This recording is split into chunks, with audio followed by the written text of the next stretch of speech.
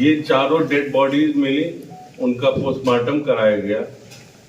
आपने देखा कि बॉडी डीकम्पोज्ड थी, लगभग 24 घंटे पुरानी थी और सेप्टिक टैंक में मिली थी, जिसके कारण स्मेल बहुत ज्यादा थी और बॉडी डीकम्पोज्ड हो गई थी। डीकम्पोज्ड इसलिए कि सामान्य पानी होता तो उसमें डीकम्पोजिशन की जो दर होती है थोड़ी स्लो होती है, लेकिन इसमें हीट और प्लस जो ह्यूमन वेस्टेज के लिक्विड होते हैं उसमें डीकम्पोजिशन की प्रक्रिया बड़ी तेजी से होती है। बॉडी पोस्टमार्टम के लिए लाई गई, पोस्टमार्टम कराया गया। प्रथम दृष्टया बॉडी फूली हुई थी, जिसमें ये नहीं पता चल पाया कि चोट कितनी जगह पे है। फिर मिस्टर पांडे, एसडीओपी और एडिशनल एसपी और टीआई वगैरह सब लोगों ने मिलकर जब अच्छे से उनका पंचनामा किया, उनके कपड़ों को उतार के जब साफ करके देखा गया, तो हमको भी काफी देर पता चल पाया कल दोपहर के बाद कि गन शॉट इंजरी थी। हम लोग बड़े आश्चर्य में आए कि गोलियां चली थी। शायद इसमें कुछ हमारे सम्माननीय मित्र वहां पे घटना स्थल पे थे, जिनसे रात में मेरी मुलाकात हुई थी, लगभग 1-1:30 बजे रात को।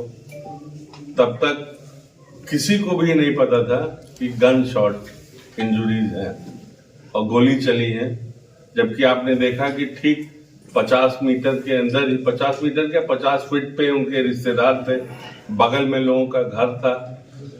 लेकिन दोनों पड़ोसी, इवन एक तो रिश्तेदार, आप लोगों के सामने ही देखिए, इस चीजों पर कोई भी प्रकाश नहीं डाले कि यहाँ गोली चली है।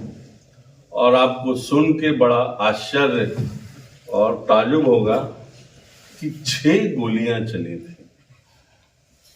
6 गोलियों की आवाज ठंड में आप सोच सकते हैं कितनी गूंजी होगी, और वो भी सुनसान स्थल पे और ऐसे घर में जहां पे कोई सामान न हो, बिल्कुल खाली घर हो। निश्चित तौर पे आवाज काफी गूंजी होगी, लेकिन किसी ने भी सहयोग नहीं किया। इसमें जो घटनास्थल पर और आरोपियों को से पूछताछ हुई, उसमें ये पता चला कि जो इस घटना का मुख्य आरोपी है राजा रावत, जो नेहरू गेट के पास जयंत चौकी में रहते आए। ये लोग जो पहले से चारों मृतक थे, मृतक का नाम आपको जानकारी में होगा, लेकिन मैं बता देना चाहूंगा। मृतक सुरेश प्रजापति, जो उनका घर ही था, राकेश सिंह उर्फ सोनू, पप्पू उर्फ जोगिंदर महतो और करण साहू, ये इनकी हत्या की गई थी।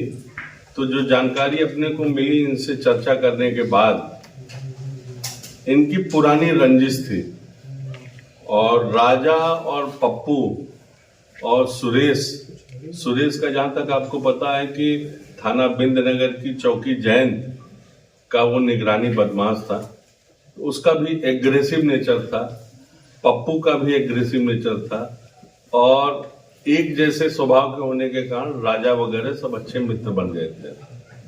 तो ये 3 दिन पार्टी के बाद जब पहुंचे राजा जी घटना के दिनांक को, तो इसने उनके लिए पार्टी की जो सारी चीजें होती हैं, शराब, मीट, मटन, अंडे वगैरह ले जाके दिया, बना, खाया। खाने के बाद ये निकला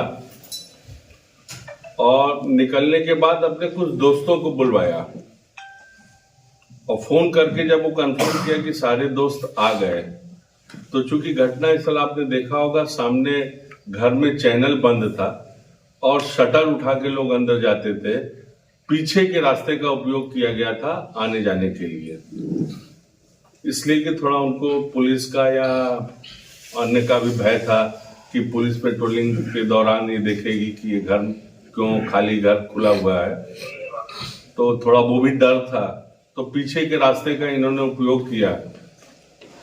जब देख लिया कि सब लोग अच्छे से खा पी लिए हैं, और उसका ये कहना था कि मैं भी इनके साथ कुछ खाया, और खाने के बाद उसका कहना था कि हमने मना कर दिया कि अब हम नहीं खा सकते, हम अंडे वगैरह ले लिए, पेट भर गया है, तो अब मैं बाहर निकल रहा हूँ। लेकिन उसका प्लान था कि अपने दोस्तों को बुलाया, उनसे जाके बात किया। बात करने के बाद पीछे के रास्ते से एंट्री होती है, और सबसे पहले सुरेश को उन्होंने 2 गोली मारी। जैसे ही गोली की आवाज आई, बाकी दोस्त उसके दौड़े। फिर करण को 1 गोली मारा जो उसके सिर में लगी। तीसरा राकेश सिंह के साथ यहां से गया था, वो जयंत से राजा राकेश के साथ गया था। तो राकेश सिंह ने भी हल्ला मचाया कि क्या कर रहे हो ये तुमने गलत किया। तो जो भी इंटेंशन उसका रहा हो, या अपने बचने का या साक्ष्य छुपाने का, तो उसको 3 गोली मारा। इस तरीके से कुल 6 गोलियां चलाना स्वीकार किए। 2 पिस्टल थी, 6 आरोपी थे।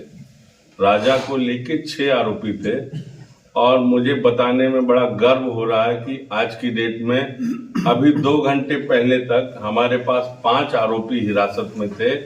और अभी प्रेस कॉन्फ्रेंस में आने के पहले जब मैं रेस्ट हाउस से यहाँ निकला, तो हमारा यंग एसपी ने बताया कि जो 6वां आरोपी था वो भी बनारस में अरेस्ट हो गया। इस तरीके से 6 आरोपी गिरफ्तार हो गए। जैसा कि मैंने शुरू में बताया कि सुरेश, पप्पू और ये सब लोग बड़े एग्रेसिव नेचर के थे। आपस में इन लोगों के विवाद हुआ करते थे। पता चला है कि कुछ घर बनाने को लेके विवाद था, कुछ एनसीएल या सरकारी जमीन पे कब्जे का विवाद था, और आजकल जो एक बड़ा आम सी चीज हो गई है महिलाओं से संबंधित, संभावना ये है कि वह भी एक कारण इसमें जुड़ा होगा। अभी मैटर इन्वेस्टिगेशन में है।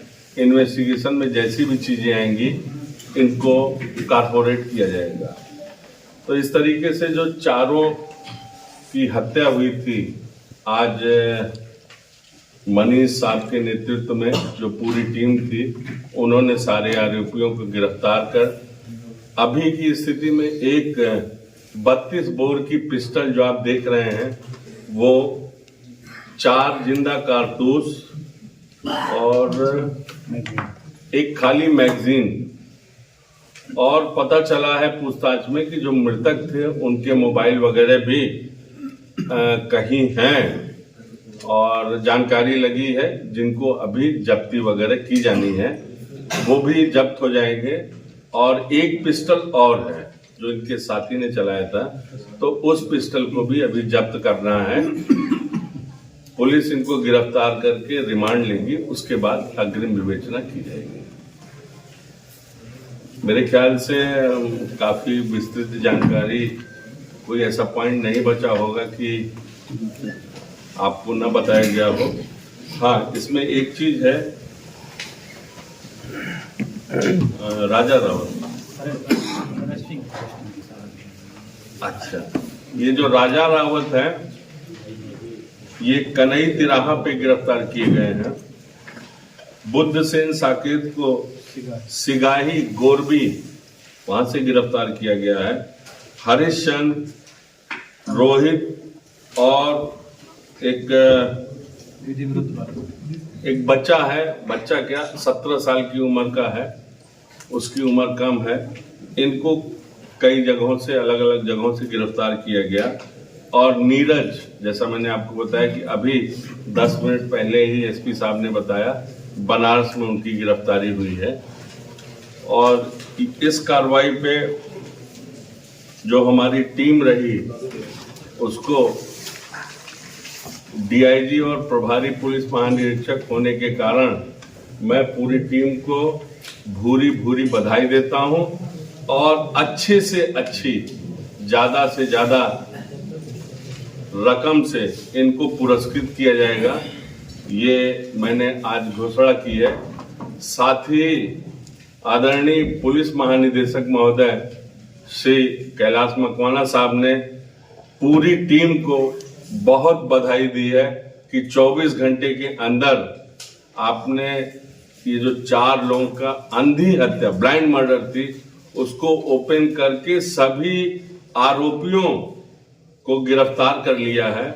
इसके लिए उन्होंने बहुत बधाई दी है और पृथक से पूरी टीम को इनाम पुरस्कार देने की घोषणा भोपाल में उन्होंने किया है। सर ये पिस्टल कहां से आई है? पिस्टल बरामद हुई है, कहां से इन्होंने हासिल किया? पिस्टल पता चला था राजा ने जब वो घूमने झारखंड गया हुआ था पप्पू वगैरह के साथ, तो वहीं से क्रय करना पता चला है।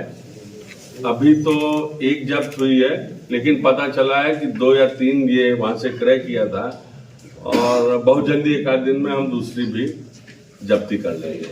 तो इसकी प्लानिंग काफी पुरानी थी, काफी दिन से लगा हुआ था। चूंकि इसको सामाजिक या जैसा भी टार्चर लोग करते थे इसी के ग्रुप के, तो इसमें विद्रोह की भावना बहुत ज्यादा थी। इसीलिए सबसे पहले इसने किसी भी आदमी को एक गोली नहीं, 2-2 गोली, 3-3 गोली से मारा था। और सिर्फ जो करण था, करण का गला दबा के उसके सिर में, पप्पू के सिर में अच्छी नुकीली राड से 2 चोट थी और गला उसका दबाया था।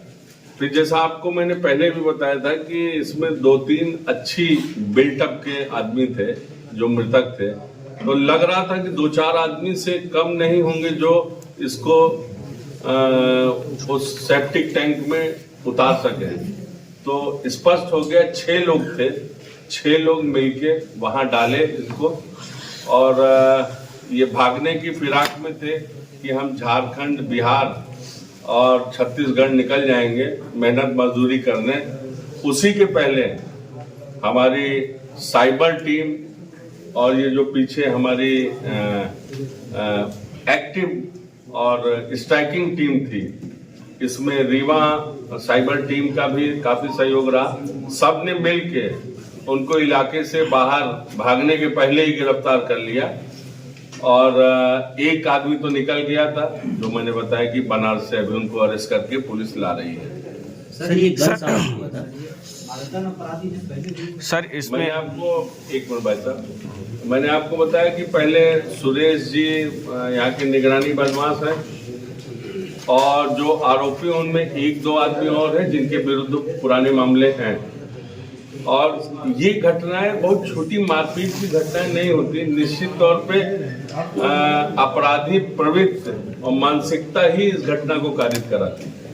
इसमें सर ब्रूटल मर्डर, इसमें सर और भी मतलब हत्याएं भी निकल सकते हैं इसमें, जैसे जिस तरीके का ये इन्होंने वारदात किया है।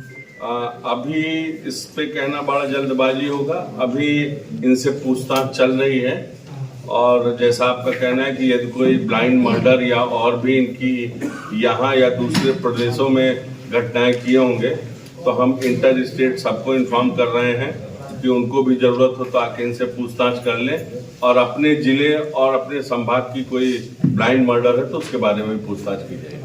सर ये गन शॉट की आवाज बगल वालों ने क्यों नहीं सुनी, कुछ इस बारे में जानकारी मिली थी?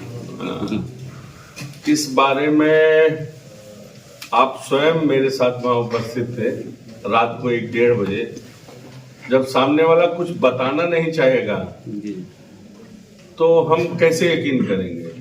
और ये जो आपको लग रहा होगा कि पुलिस ने गन शॉट की बात बताई, इसका सबसे बड़ा प्रूफ ये है कि आपके जिले में पहली बार, मुझे नहीं लगता कि इसके पहले यहाँ ऐसी घटनाएं हुई होंगी, हम लोग पीएम के दौरान बॉडी का सीटी स्कैन भी कराए थे। सीटी स्कैन का फायदा ये होता है कि हम अगर कहीं बुलेट फंसी हो तो वो हमें मिल जाए। अब उसका ये फायदा हुआ कि जो सुरेश की बॉडी में एग्जिट और एंट्री वुंड दोनों मिले और उसके करण के सिर में 1 गोली मिली फंसी हुई, तब निकाली गई। और राकेश को 3 गोली मारा, 2 एग्जिट वुंड है, 1 गोली में। सर वहाँ से कोई जो उसके पोखे थे कुछ नहीं मिले, सारे उठा ले गए थे।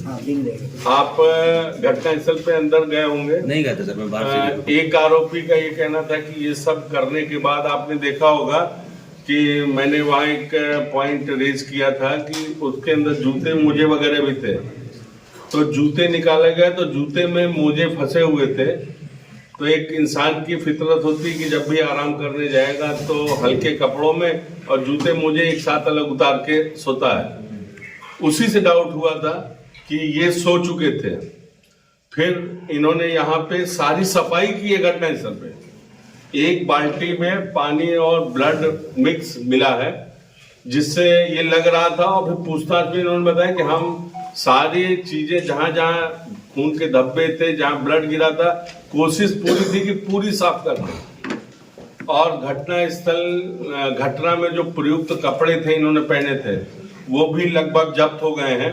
उसमें भी ब्लड स्टेन है, जो हमारी फॉरेंसिक जांच के लिए भेजा जाएगा। सर उस पे संबंध में एक अभी आपने कहा था कि कंडोम मिला था और वगैरह में घर भी गिराया जाएगा क्या, जैसा कि होता आया है? देखिए, पहले आपकी बात बता दो। आपकी बात अभी तक की साक्ष्य में, पूछताछ में वहां किसी महिला का आना जाना क्लियर नहीं हुआ है। लेकिन चूंकि ये बाहर से आए थे और इनके पास कुछ कामोत्तेजक टैबलेट्स और कंडोम वगैरह मिले थे, तो हो सकता है ये उपयोग कहीं किए हों।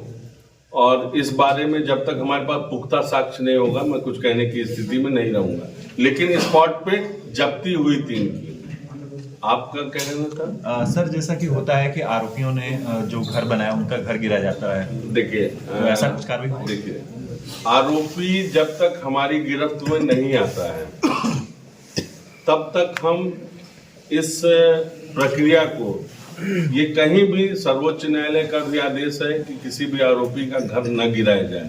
लेकिन यदि वो खुद की जमीन पे नहीं बनाया है, शासकीय जमीन पे या अन्य किसी की जमीन पे काबिज है और अपराध कर रहा है और पुलिस से भाग रहा है, ऐसी स्थिति में बिल्कुल उनके घर को डिमोलिश किया जा सकता है। लेकिन वो डिमोलिश अपराध के लिए नहीं होता है। वो डिमोलिश करने की प्रक्रिया एक अलग होती है। जिसकी जमीन है वो आवेदन देगा, जांच की जाएगी, जांच करने के बाद जो भी स्थिति होगी प्रशासन के सहयोग से उसको गिराया जाएगा। एनसीएल की भूमि पर ही निवासरत है ना सर? आप कह रहे हैं ये जांच का विषय है और ये कलेक्टर की नोटिस में ला दिया जाएगा और एनसीएल के अधिकारियों के वो जैसा कहेंगे, आवेदन वगैरह रहेगा, उसकी जांच के बाद वैसी कार्रवाई की जाएगी। सर गोली बंद कमरे में चली है और 6 की संख्या में गोली चली, आवाज काफी दूर तक गई होगी। शायद अमित जी ने नहीं, आवाज काफी दूर तक गई होगी सर, लेकिन किसी कोई लोगों ने जो है मदद करना नहीं चाहा। क्या लगता है आपको सिंगरौली पुलिस और पब्लिक के बीच कितना सामंजस्य होगा? ये सामंजस्य की स्थिति नहीं होती है। मैं आपको बताऊं, इस